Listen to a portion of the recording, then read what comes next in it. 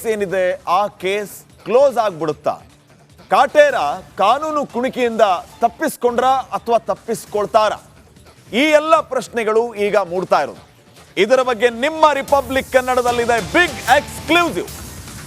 ದರ್ಶನ್ ಯಾವ ಕೇಸ್ ಬಗ್ಗೆ ನಾವೀಗ ಮಾತಾಡ್ತಾ ಇದ್ದೀವಿ, ಯಾವ ಕೇಸ್ನಲ್ಲಿ ದರ್ಶನ್ ಬಚಾವ್ ಆಗ್ತಾರೆ ಅನ್ನೋದನ್ನ ನೋಡ್ತಾ ಹೋದ್ರೆ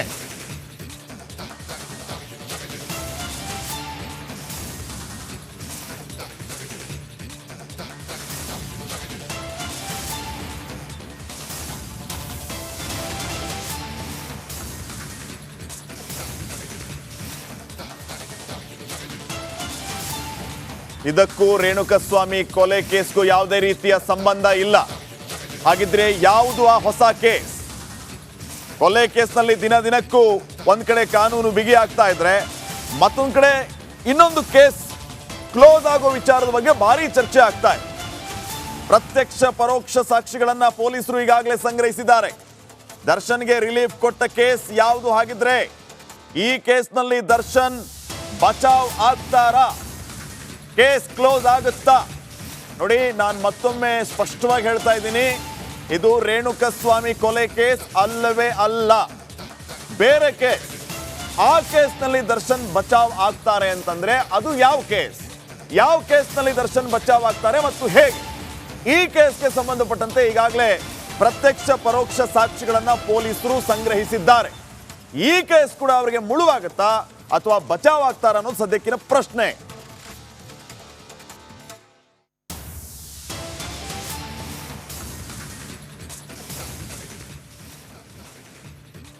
ನಿಮಗೆಲ್ಲ ನೆನಪಿರಬಹುದು, ನಿರ್ಮಾಪಕ ಒಬ್ಬರಿಗೆ ಬೆದರಿಕೆ ಹಾಕಿದಂತಹ ಕೇಸ್. ಆರೋಪಿ ನಟ ದರ್ಶನ್ ನಿರ್ಮಾಪಕರಿಗೆ ಬೆದರಿಕೆ ಹಾಕಿದ್ದಂತಹ ಒಂದು ಕೇಸ್ ಈಗ ರೀಓಪನ್ ಆಗಿ ದರ್ಶನ್ಗೆ ಮುಳುವಾಗುತ್ತಾ ಅನ್ನುವಂತಹ ಪ್ರಶ್ನೆ ಇದೆ. ಇದೇ ವಿಚಾರಕ್ಕೆ ಸಂಬಂಧಪಟ್ಟಂತೆ ಈಗ ಲೇಟೆಸ್ಟ್ ಅಪ್ಡೇಟ್ಗಳು ಲಭ್ಯ ಆಗ್ತಾ ಇರೋದು. ನಿಮ್ಮ ರಿಪಬ್ಲಿಕ್ ಕನ್ನಡದಲ್ಲಿ ಎಕ್ಸ್ಕ್ಲೂಸಿವ್ ಆಗಿ ಮಾಹಿತಿ ಲಭ್ಯ ಆಗ್ತಾ ಇರೋದು. ನಿರ್ಮಾಪಕ ಭರತ್ಗೆ ನಟ ದರ್ಶನ್ನ ಬೆದರಿಕೆ ಕೇಸ್ನ ವಿಚಾರಕ್ಕೆ ಸಂಬಂಧಪಟ್ಟಂತೆ, ಕೇಸ್ ಕ್ಲೋಸ್ ಮಾಡೋ ವಿಚಾರಕ್ಕೆ ಸಂಬಂಧಪಟ್ಟಂತೆ ಕೆಂಗೇರಿ ಇನ್ಸ್ಪೆಕ್ಟರ್ ಡಿಸಿಪಿ ಅವರಿಗೆ ಪತ್ರವನ್ನ ಬರೆದಿದ್ದಾರೆ. ಈ ಇನ್ಸ್ಪೆಕ್ಟರ್ ಪತ್ರದಲ್ಲಿ ಉಲ್ಲೇಖ ಮಾಡಿದ್ದೇನು? ರಿಪಬ್ಲಿಕ್ ಕನ್ನಡದಲ್ಲಿ exclusive story. Inspector case close ನ ವಿಚಾರಕ್ಕೆ ಸಂಬಂಧಪಟ್ಟಂತೆ ಡಿಸಿಪಿ ಸಾಹೇಬರಿಗೆ ಪತ್ರವನ್ನ ಬರೆದಿದ್ದಾರೆ. ಡಿಸಿಪಿಗೆ ಬರೆದಿರುವಂತಹ ಪತ್ರದಲ್ಲಿ ಇನ್ಸ್ಪೆಕ್ಟರ್ ಉಲ್ಲೇಖ ಮಾಡಿದ್ದೇನು? ಅಗೇನ್ ನಾನು ಮತ್ತೆ ನೆನಪು ಮಾಡಿಕೊಡ್ತಾ ಇದ್ದೀನಿ, ಇದು ರೇಣುಕಸ್ವಾಮಿ ಕೊಲೆ ಕೇಸ್ ಅಲ್ಲ. ದರ್ಶನ್ ನಿರ್ಮಾಪಕ ಒಬ್ಬರಿಗೆ ಬೆದರಿಕೆ ಹಾಕಿದ್ದಂತಹ ಕೇಸ್ಗೆ ಸಂಬಂಧಪಟ್ಟಂತೆ ಅವತ್ತು ದರ್ಶನ್ ಅಂಡ್ ಟೀಮ್ ವಿರುದ್ಧ ಪ್ರಕರಣ ದಾಖಲಾಗಿತ್ತು. ಈಗ ಮತ್ತೆ ಆ ಕೇಸ್ಗೆ ಮರುಜೀವ ಸಿಗ್ತಾ ಇರೋದು. ಕಾರಣ ಮತ್ತೆ ಈ ದೂರುದಾರರು ಅರ್ಜಿಯನ್ನ ಕೊಟ್ಟಿರೋದು ದೂರನ್ನ ದಾಖಲಿಸೋದಕ್ಕೆ. ಹೀಗಾಗಿ ಆ ಕೇಸನ್ನ ರೀಓಪನ್ ಮಾಡಿದ್ದಾರೆ. ರೀ ಇನ್ವೆಸ್ಟಿಗೇಷನ್ ಆಗತ್ತಾ ಅಥವಾ ಈಗಾಗಲೇ ಇದು ಸಿವಿಲ್ ಮ್ಯಾಟರ್ ಆಗಿರೋದ್ರಿಂದ ಅಲ್ಲಿಯೇ ಇತ್ಯರ್ಥ, ಅಂದ್ರೆ ಕೋರ್ಟ್ ಅಲ್ಲಿ ಇತ್ಯರ್ಥಗೊಳಿಸಿ ಅಂತ ಹೇಳಿ ಏನಾದರೂ ಪತ್ರವನ್ನ ಬರೆದ್ರ ಈ ಮೂಲಕ ಕೇಸ್ ಕ್ಲೋಸ್ ಆಗುತ್ತಾ? ಇದೇ ವೆರಿ ಇಂಟ್ರೆಸ್ಟಿಂಗ್. ಈಗ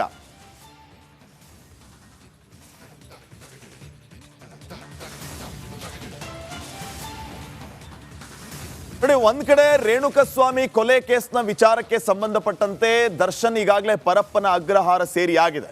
ಆ ಕೇಸ್ನಲ್ಲಿ ದರ್ಶನ್ ಲಾಕ್ ಆಗೋದು ಫಿಕ್ಸ್ ಅನ್ನೋದ್ರ ಬಗ್ಗೆ ಭಾರಿ ಚರ್ಚೆಗಳು ಆಗ್ತಾ ಇದೆ. ಇದರ ಮಧ್ಯೆ ಈಗ ನಾವು ಪ್ರಸ್ತಾಪ ಮಾಡ್ತಾ ಇರುವಂತ ಇನ್ನೊಂದು ಕೇಸ್ ಏನಿದೆ ಅಂದ್ರೆ ನಿರ್ಮಾಪಕ ಭರತ್ಗೆ ಬೆದರಿಕೆ ಹಾಕಿರುವಂತಹ ಕೇಸ್ ಮರುಜೀವವನ್ನ ಪಡೆದುಕೊಂಡಿದೆ. ಈ ಕೇಸ್ನ ರೀ ಇನ್ವೆಸ್ಟಿಗೇಷನ್ ಆಗುತ್ತಾ ಅಥವಾ ಈ ಕೇಸ್ಗೆ ಸಂಬಂಧಪಟ್ಟಂತೆ ಕೆಂಗೇರಿ ಇನ್ಸ್ಪೆಕ್ಟರ್ ಡಿಸಿಪಿ ಗಿರೀಶ್ ಸಾಹೇಬರಿಗೆ ಒಂದು ಪತ್ರವನ್ನ ಬರೆದಿದ್ದಾರೆ. ಆ ಪತ್ರದಲ್ಲಿ ಏನೆಲ್ಲ ಉಲ್ಲೇಖ ಮಾಡಿದ್ದಾರೆ, ಮತ್ತೆ ಏನು ಟ್ವಿಸ್ಟ್ ಸಿಗ್ತಾ ಇದೆ ಅನ್ನೋದ್ರ ಬಗ್ಗೆ ಒಂದು ಸ್ಪೆಷಲ್ ರಿಪೋರ್ಟ್ ಇದೆ, ಅದನ್ನ ನೋಡ್ಕೊಂಡ್ ಬರೋಣ.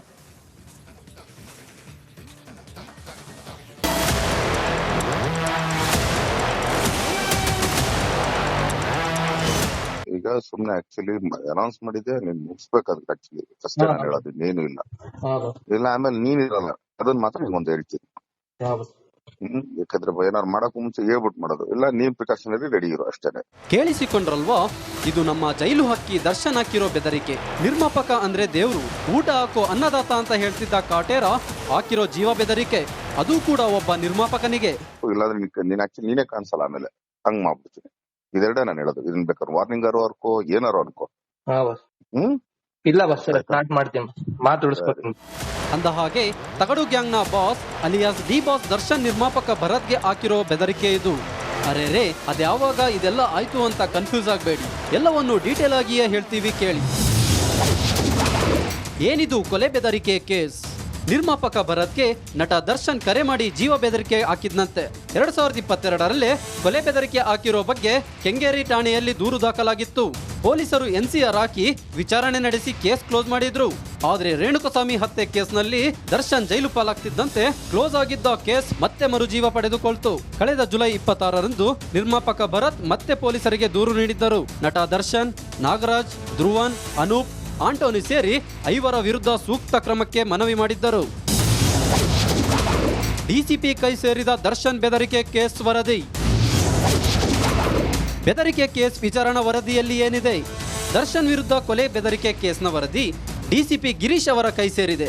ಅಷ್ಟಕ್ಕೂ ಆ ವರದಿಯಲ್ಲಿ ಇರೋದೇನು ಅಂತ ತೋರಿಸ್ತೀವಿ ನೋಡಿ. ದರ್ಶನ್ ವಿರುದ್ಧದ ಕೊಲೆ ಬೆದರಿಕೆ ಕೇಸ್ನ ಕ್ಲೋಸ್ ಮಾಡಲು ಅನುಮತಿ ನೀಡುವಂತೆ ಡಿಸಿಪಿ ಗಿರೀಶ್ಗೆ ಕೆಂಗೇರಿ ಪೊಲೀಸ್ ಠಾಣೆ ಇನ್ಸ್ಪೆಕ್ಟರ್ ಪತ್ರ ಬರೆದಿದ್ದಾರೆ. ದೂರು ಅರ್ಜಿಯನ್ನ ಕುಲಂಕುಷವಾಗಿ ವಿಚಾರಣೆ ನಡೆಸಲಾಗಿದೆ. ಅನೂಪ್, ಆಂಟೋನಿ, ಅರುಣ್ ಸುರೇಶ್ರನ್ನ ವಿಚಾರಣೆ ಮಾಡಿ ಹೇಳಿಕೆ ಪಡೆಯಲಾಗಿದೆ. ನಾಯಕ ನಟ ಧ್ರುವನ್ ಅಲಿಯಾಸ್ ಸೂರಜ್ ಹೇಳಿಕೆ ಪಡೆಯಲಾಗಿದೆ. ನಟ ದರ್ಶನ್ ಹಾಗೂ ನಾಗರಾಜು ಅಲಿಯಾಸ್ ನಾಗ ನ್ಯಾಯಾಂಗ ಬಂಧನದಲ್ಲಿದ್ದಾರೆ. ಹೀಗಾಗಿ ಅವರಿಬ್ಬರ ಹೇಳಿಕೆಯನ್ನ ಪಡೆಯೋಕ್ಕಾಗಿಲ್ಲ. ಭರತ್ ಸಲ್ಲಿಸಿದ ದೂರು ಹಣಕಾಸಿಗೆ ಸಂಬಂಧಿಸಿದ್ದು. ಅದನ್ನ ನ್ಯಾಯಾಲಯ ಅಥವಾ ಸಕ್ಷಮ ಪ್ರಾಧಿಕಾರದ ಮುಂದೆ ಇತ್ಯರ್ಥಪಡಿಸಿಕೊಳ್ಳಬಹುದು. ಹೀಗಾಗಿ ಈ ಕೇಸ್ನ ಕ್ಲೋಸ್ ಮಾಡಲು ಡಿಸಿಪಿಗೆ ಇನ್ಸ್ಪೆಕ್ಟರ್ ಮನವಿ ಮಾಡಿದ್ದಾರೆ. ಕೆಂಗೇರಿ ಇನ್ಸ್ಪೆಕ್ಟರ್ ಏನೋ ಕೇಸ್ ಕ್ಲೋಸ್ಗೆ ಮನವಿ ಮಾಡಿದ್ದಾರೆ. ಆದರೆ ಡಿಸಿಪಿ ಗಿರೀಶ್ ಅವರು ಅನುಮತಿ ನೀಡ್ತಾರಾ ಅನ್ನೋದೇ ಕುತೂಹಲ. Dhruvaraj, crime bureau, republic Kannada, Bengaluru. ಎಲ್ಲ ವಿಚಾರಗಳಿಗೆ ಸಂಬಂಧಪಟ್ಟಂತೆ ಮತ್ತಷ್ಟು ಮಾಹಿತಿಯನ್ನ ನೀಡೋದಕ್ಕೆ ಪ್ರತಿನಿಧಿ ಮಾದೇಶ್ ಈಗ ನೇರ ಸಂಪರ್ಕದಲ್ಲಿ ಜಾಯ್ನ್ ಆಗ್ತಾ ಇದ್ದಾರೆ. ಮಾದೇಶ್, ಗಮನಿಸ್ತಾ ಇದ್ದೀವಿ ಒಂದು ಕಡೆ ಒಂದು ಕೇಸ್ ಎಷ್ಟರ ಮಟ್ಟಿಗೆ ಕಂಟಕವಾಗಿ ಪರಿಣಮಿಸಿದೆ ದರ್ಶನ್ಗೆ, ಇನ್ನೊಂದು ಕೇಸ್ನಲ್ಲಿ ರಿಲೀಫ್ ಸಿಗುತ್ತಾ ಅಥವಾ ಆ ಕೇಸೇ ಕ್ಲೋಸ್ ಆಗುತ್ತಾ ಅನ್ನೋದ್ರ ಬಗ್ಗೆ ಈಗ ಚರ್ಚೆ ಆಗ್ತಾ ಇರೋದು.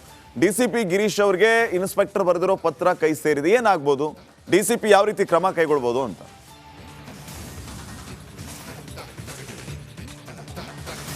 ಶ್ರೀಪಾದ್, ಈಗಾಗಲೇ ರೇಣುಕಾಸ್ವಾಮಿ ಕೊಲೆ ಕೇಸ್ನಲ್ಲಿ ಒಳಗಡೆ ಇರುವಂತಹ ದರ್ಶನ್ ವಿರುದ್ಧ ಮತ್ತೊಂದು ಆರೋಪ ಕೇಳಿ ಬಂದಿತ್ತು. ಅಂದರೆ 2023ರಲ್ಲಿ ಆದಂಥ ಒಂದು ಘಟನೆ ಇದು. ಸಿನಿಮಾ ಒಂದರ ವಿಚಾರವಾಗಿ ಭರತ್ ಅನ್ನುವಂಥ ನಿರ್ಮಾಪಕರಿಗೆ ದರ್ಶನ್ ಕರೆ ಮಾಡಿ ನೇರವಾಗಿ ಬೆದರಿಕೆಯನ್ನು ಹಾಕಿದ್ದಾರೆ ಅನ್ನುವಂಥ ಆರೋಪ ಕೇಳಿ ಬಂದಿತ್ತು. ಅಂದರೆ ದರ್ಶನ್ ಆಪ್ತ ಒಬ್ಬ ಆ ಭರತ್ ಜೊತೆ ಒಂದು ಸಿನಿಮಾ ಮಾಡ್ತಿರ್ತಾರೆ.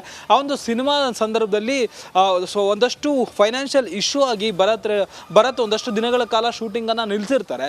ಈ ಒಂದು ವಿಚಾರಕ್ಕೆ ಸಂಬಂಧಪಟ್ಟಂತೆ ದರ್ಶನ್ ಅವರಿಗೆ ಕಾಲ್ ಮಾಡಿ ಸಿನಿಮಾವನ್ನ ನಿಲ್ಲಿಸಬೇಡ, ನಿಲ್ಲಿಸಿದ್ರೆ ಸರಿ ಇರಲ್ಲ ಅಂತೇಳಿ ಬೆದರಿಕೆ ಹಾಕಿದ್ದಂತ ಆರೋಪ ಕೇಳಿ ಬಂದಿತ್ತು. ಅದಕ್ಕೆ ಸಂಬಂಧಪಟ್ಟಂತೆ 2023ರಲ್ಲಿ ಆಗಲೇ ಪ್ರಕರಣ ಕೂಡ ದಾಖಲಾಗಿತ್ತು. ಕೆಂಗೇರಿ ಪೊಲೀಸ್ ಠಾಣೆಗೆ ಭರತ್ ಹೋಗಿ ದೂರು ನೀಡುವಂತ ಕೆಲಸವನ್ನು ಮಾಡಿದ್ರು. ಅದಾದ್ಮೇಲೆ ಕೊಲೆ ಕೇಸ್ ಆದ ನಂತರ ಕೂಡ ಕೊಲೆ ಕೇಸ್ನಲ್ಲಿ ದರ್ಶನ್ ಯಾವಾಗ ಅರೆಸ್ಟ್ ಆಗ್ತಾರೆ ಆವಾಗ ಮತ್ತೆ ಈ ಒಂದು ಕೇಸ್ ಮತ್ತೆ ಮುನ್ನೆಲೆಗೆ ಬರುತ್ತೆ. ಯಾಕಂದ್ರೆ ದರ್ಶನ್ ಅಭಿಮಾನಿಗಳು ಕೂಡ ಮತ್ತೆ ಅವ್ರಿಗೆ ಹಳೆ ಆಡಿಯೋ ಒಂದನ್ನು ಇಟ್ಕೊಂಡು ಭರತ್ಗೆ ಕರೆ ಮಾಡಿ ಬೆದರಿಕೆ ಆಗ್ತಿದ್ದಾರೆ ಅನ್ನುವಂಥ ಆರೋಪಗಳು ಕೂಡ ಕೇಳಿ ಬಂದಿರುತ್ತೆ. ಹೀಗಾಗಿ ಹಿರಿಯ ಅಧಿಕಾರಿಗಳನ್ನ ಭೇಟಿ ಮಾಡಿದಂಥ ಭರತ್ ಮತ್ತೊಮ್ಮೆ ಠಾಣೆಗೆ ದೂರು ನೀಡಿ ಅದಕ್ಕೆ ಸಂಬಂಧಪಟ್ಟಂತೆ ತನಿಖೆ ನಡೆಸುವಂತೆ ದೂರನ್ನ ಕೊಡುವಂತ ಕೆಲಸವನ್ನು ಮಾಡಿದ್ರು. ಈಗಾಗಲೇ ಒಂದು ಹಂತಕ್ಕೆ ಈ ಒಂದು ಕೇಸನ್ನು ಅಂದ್ರೆ ಬೆದರಿಕೆ ಹಾಕಿರುವಂತ ಕೇಸನ್ನ ಈಗಾಗಲೇ ಕೆಂಗೇರಿ ಪೊಲೀಸರು ಒಂದು ಹಂತಕ್ಕೆ ತಂದು ತನಿಖೆಯನ್ನು ನಡೆಸಿದ್ದಾರೆ. ಆ ಒಂದು ಕೇಸ್ನಲ್ಲಿ ಇದ್ದಂಥ ಆರೋಪಿಗಳು ಯಾರೆಲ್ಲಿದ್ದಾರೆ ಅಂದ್ರೆ ಆ ಒಂದು ಸಿನಿಮಾದ ನಿರ್ಮಾಪಕರು, ಇಬ್ಬರು ನಿರ್ಮಾಪಕರು ಮತ್ತೆ ಹೀರೋ, ಜೊತೆಗೆ ಆ ಒಂದು ಸೆಟ್ನಲ್ಲಿ ಆ ಒಂದು ಸ್ಥಳದಲ್ಲಿ ಇದ್ದಂಥ ಒಂದಷ್ಟು ವ್ಯಕ್ತಿಗಳನ್ನ ವಿಚಾರಣೆ ಮಾಡಿ ಅವರಿಂದ ಹೇಳಿಕೆ ದಾಖಲು ಮಾಡಿಕೊಳ್ಳುವಂತ ಕೆಲಸವನ್ನು ಮಾಡಿದ್ದಾರೆ. ಈ ಒಂದು ಕೇಸ್ನಲ್ಲಿ ದರ್ಶನ್ ಒಬ್ಬರ ಹೇಳಿಕೆ ಒಂದು ದಾಖಲು ಮಾಡಿಕೊಳ್ಳುವಂತ ಸಾಧ್ಯತೆ ಇದೆ. ಇಲ್ಲಿವರೆಗೂ ಕೂಡ ತನಿಖೆ ಮಾಡಿಕೊಂಡಿದ್ದ ಸಂದರ್ಭದಲ್ಲಿ ಎಲ್ಲರ ಹೇಳಿಕೆಯಲ್ಲಿ ಯಾವುದೇ ರೀತಿಯಾದಂತಹ ಬೆದರಿಕೆಯ ವಿಚಾರಗಳು ಪತ್ತೆ ಆಗಿಲ್ಲ, ಅಂದ್ರೆ ಪ್ರಾಪರ್ ಎವಿಡೆನ್ಸ್ಗಳು ಪತ್ತೆ ಆಗಿಲ್ಲ.